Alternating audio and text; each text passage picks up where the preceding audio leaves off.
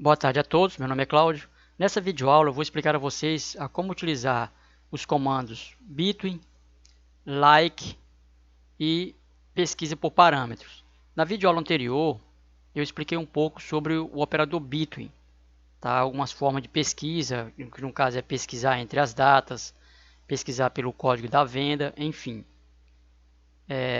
Nessa implementação eu vou explicar utilizando o comando between para pesquisar a data através de datas, usando o operador do código da venda, né, usando um parâmetro, e utilizando o comando like com filtros. Então, como o próprio nome da aplicação já diz, pesquisas de venda com filtros.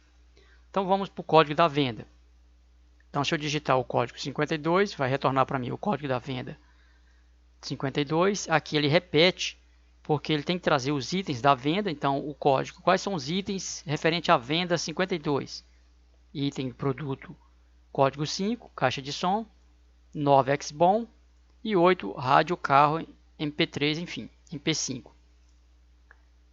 Então, se eu digitar aqui 53, vai retornar para mim a venda 53, 55, vamos ver se tem a venda, tem, enfim.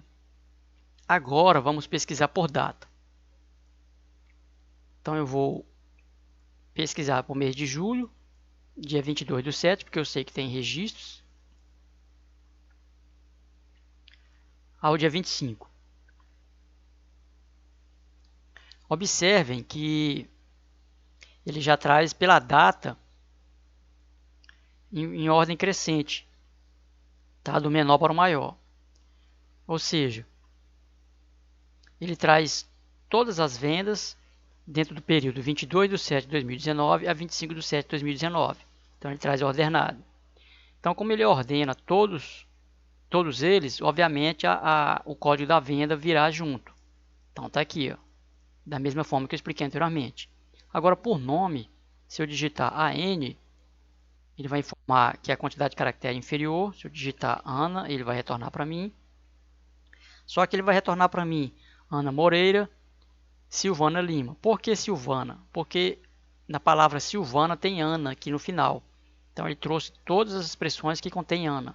Então se eu digitar Ana M, ele vai trazer só Ana Moreira, porque só existe um Ana Moreira no sistema. Se houvesse Ana Maria, por exemplo, ele traria também Ana Maria. E aí eu teria que digitar mais caracteres para filtrar ainda mais. Então eu vou explicar como que eu cheguei nesse layout. Vamos lá então. Vindo aqui no nosso Delphi, eu estou usando aqui um T-Radio Grupo, tá? E no T-Radio Grupo eu posso clicar em itens e aqui tem as informações referentes aos meus filtros. Então tem um código da venda, a data da venda e o nome do cliente. Se eu quiser colocar mais um campo, basta digitar, dar um OK, que ele acrescenta aqui para mim. Então aqui ele funciona como um array, tá? De 0 a quantidade de informações que você colocou. Se eu der 2 cliques, nós vamos aqui para o código. Eu fiz um pequeno comentário apenas para minha orientação.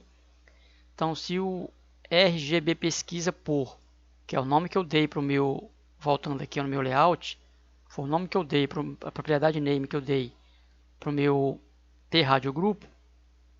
Então, se o index dele for 0, ele vai mudar o label.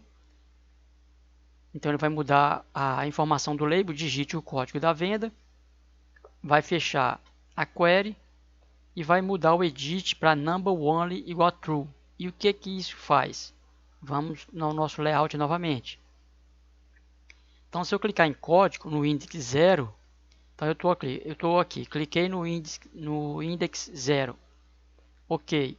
Então, o que vai fazer? Vai desabilitar o data picker 1, o data picker 2, vai mudar a propriedade do edit para number only, ou seja, o que faz essa propriedade aqui? Ele só aceita números. Então, quando está true, aceita somente números. Se você tentar digitar um texto, vírgula ou outro caractere diferente de número, o Delphi vai informar que ele não aceita. Então, é isso que ele está informando. Ah, tá. Deixa eu só voltar lá novamente. Onde está escrito informe o nome, 3 caracteres ou código conforme a opção selecionada, esse label aqui vai mudar a sua descrição conforme o tipo de opção que eu escolhi aqui. Então, se eu escolhi o código da venda, vai retornar esse texto. Então aqui simplesmente vai habilitar e desabilitar os campos, simplesmente isso. A data da venda, se for por data da venda, vai fazer a mesma coisa, dar um close, mudar o texto, vai habilitar os data picker, enfim. Se for por nome, vai fazer a mesma coisa, dar um close, mudar o texto, mudar aqui a propriedade number only para falso, para que digite o número, digite nome, vírgula, essas coisas, caso haja necessidade. E aqui no pesquisar, quando eu clicar no botão pesquisar, o que acontece? Eu vou verificar se a opção selecionada, se ele é o index 0, tá? Se o index dele for 0, significa que é para o código. E vai verificar também se o edit não está vazio. Então, se tiver vazio, ele vai fechar a query, se ela estiver aberta, e vai desabilitar o dbgrid e vai informar uma mensagem que o campo não pode ficar vazio. Então, caso contrário, ele vai acionar a minha procedure chamada pesquisa única, que eu vou explicar mais adiante. Por data vai fazer a mesma coisa, vai verificar o índice e vai acionar a pesquisa única. Por nome, ele vai verificar se o índice é 2, se a quantidade digitada não é menor que 3. Se não for menor que 3, ele vai executar em pesquisa única. Caso contrário, ele vai entrar aqui na condição else, fechar a query, desabilitar e emitir a mensagem. Então vamos lá, vamos na pesquisa única. Aqui na pesquisa única, ela chama uma outra procedure. A procedure que ela chama a pesquisa sem filtro. Então essa procedure chama a procedure chamada pesquisa sem filtro. Então o que ocorre? Se eu estou chamando essa pesquisa sem filtro, obviamente ela tem esse nome justamente porque não tem nenhum filtro. Se eu vier ao SQL Server e executar essa query, ele vai trazer para mim todos os registros. Tá? Então eu não posso deixar que o sistema traga todos os registros, justamente porque vai ficar lento. Então eu chamo o pesquisa sem filtro na minha pesquisa única, verifico se o index é 0. Se for 0, eu chamo aqui a pesquisa sem filtro, já colocando os filtros como parâmetro. Então está aqui os filtros, onde o código da venda é igual ao código informado no edit pesquisa. Dou um open e verifico se é maior que 0. Se for maior que 0, eu habilito o dbgrid e coloco o focus no dbgrid. Caso contrário, eu emito a mensagem. Então, se for pela data da venda, faz a mesma coisa. Verifica se o índice é 1. Aqui ele verifica se a data 1 é maior que a data 2 e o que vem a ser a data 1. A data 1 é o nosso data picker. Então, esse data picker, o valor dele não pode ser maior do que esse aqui. O valor que eu falo seria a data. Então, eu não posso pedir para pesquisar entre a data do dia 27 até o dia 22. Ou seja, o final tem que ser sempre maior que o inicial.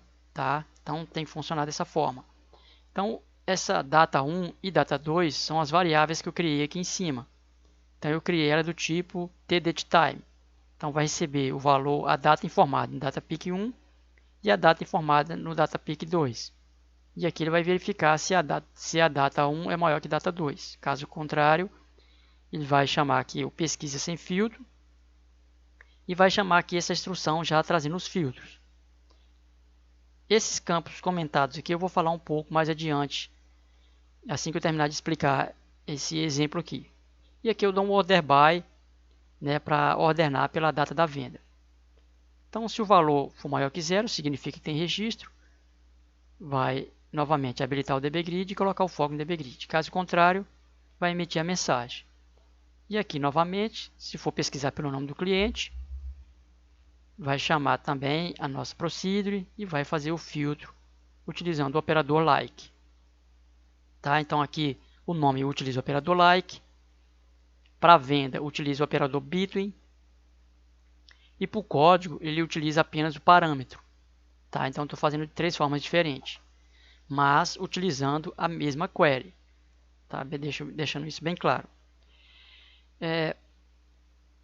Por que eu criei uma variável para receber a data, ao invés de simplesmente colocar aqui float to datetime? Então, esse float to datetime, ele simplesmente vai fazer a conversão do tipo float para datetime. Então, se eu fizer aqui, ó, eu vou comentar essa instrução. Vou copiar aqui, dar um Ctrl X, recortar melhor dizendo. Vou tirar esse float datetime e vou executar. Observe que vai gerar um erro. Então, vou selecionar a data, dia 22 do dia 22. Vou mandar pesquisar e observe que o Delphi está me informando que o tipo é incompatível, porque o tipo é float. Então, é isso que ocorre. Então, eu tenho que informar para ele que o campo que eu mudei, eu tenho que fazer essa conversão aqui, ó, informar que é do tipo float. Como eu não quero ficar fazendo a conversão, eu simplesmente atribuo um valor a uma variável do tipo tDateTime e aqui eu já faço as verificações. Eu poderia muito bem também mudar isso aqui, ó, para essa forma aqui, ó. Tá errado? Não, não tá errado. Vai dar erro? Não, não vai dar erro. Simplesmente não vai dar erro. Então eu vou fazer para vocês verem.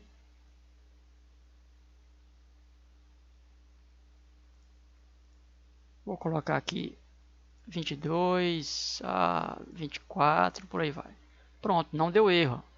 Então se eu quiser aqui até o dia 23, ó, não deu erro. Até o dia 22, não deu erro. Então ele não dá erro eu fazendo dessa forma.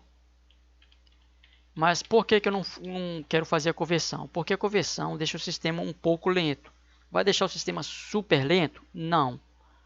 Mas se você fizer uma importação, vamos supor, de 200 ou 300 mil registros, e para cada registro tem uma data e você tiver que fazer uma conversão, essas conversões vai deixar o seu sistema mais lento na importação. Justamente por isso. Então tem esse problema. Então fora os ifs, né, que toda vez tem que fazer uma verificação, fazer uma segunda verificação, fazer uma conversão e por aí vai. Então todos esses processos parece que não, mas acaba deixando o seu sistema um pouco mais lento. Bem, gente, eu expliquei na videoaula as 3 formas de você fazer uma pesquisa, tá? Esse tipo de pesquisa você pode utilizar também em relatórios, tranquilamente. É utilizado dessa forma, entre a data inicial e a data final, o código, o nome da venda. Você pode simplesmente fazer dessa forma, onde você clica no dbGrid e traz as informações. Enfim, fica a seu critério. Espero ter ajudado vocês de alguma forma. Dê seu like, se inscreva no canal, compartilhe, clique no sininho para toda vez que eu postar no YouTube você seja notificado. E até as próximas videoaulas.